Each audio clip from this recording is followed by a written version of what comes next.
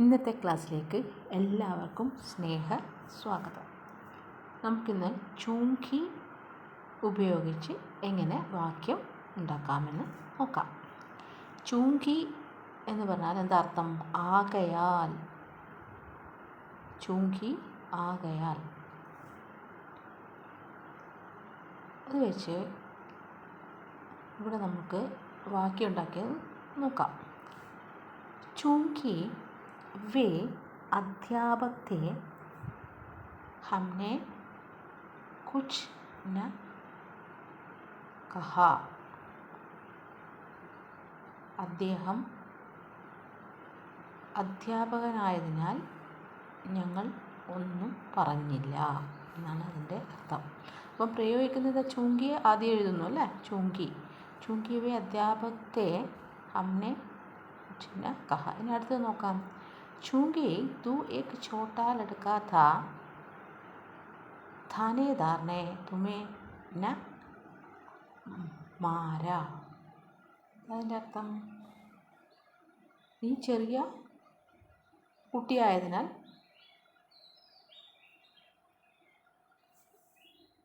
Inspector ഒന്നും ചെയ്തില്ല, അടിച്ചില്ല അല്ലേ? മാരാന്ന് പറഞ്ഞാൽ ഉപദ്രവിച്ചില്ല, അടിച്ചില്ല എന്നർത്ഥം.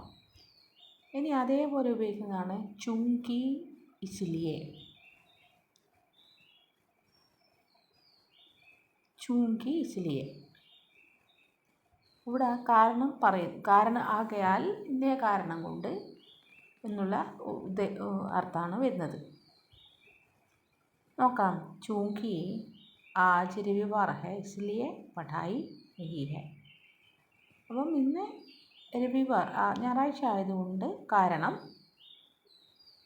പഠിത്തമില്ല എന്നാണ് അർത്ഥം. അപ്പം പഠിത്തമില്ല എന്ന് പറഞ്ഞാൽ സ്കൂളില്ല അർത്ഥം. ഇനി അടുത്തത് എന്താണ്? ചൂങ്കി ജീജ കുലീൻ ഹൈ ഇസ്ലിയെ मैं उसे चाहता हूँ. എന്താ അതിൻ്റെ അർത്ഥം? ജീജ ഒരു കുലീന സ്ത്രീയാണ്, അത് കാരണം ഞാൻ അവളെ ഇഷ്ടപ്പെടുന്നു. ഇനി അടുത്തത് നമുക്ക് നോക്കാം.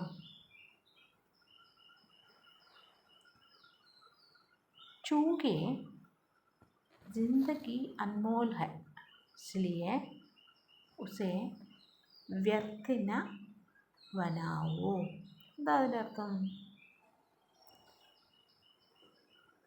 ജിന്ദഗി അൻമോൽ ഹൈ അല്ലേ? അതെ, ഏറ്റവും വിലപ്പെട്ടതാണ് അല്ലേ ജീവിതം.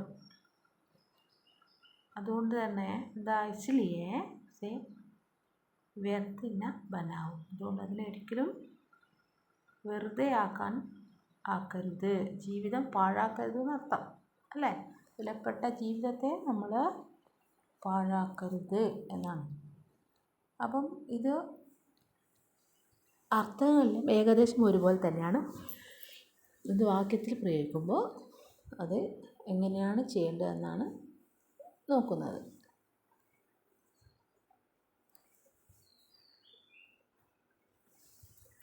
അപ്പം ഇന്നത്തെ ക്ലാസ് ഇവിടെ വെച്ച് അവസാനിപ്പിക്കാം.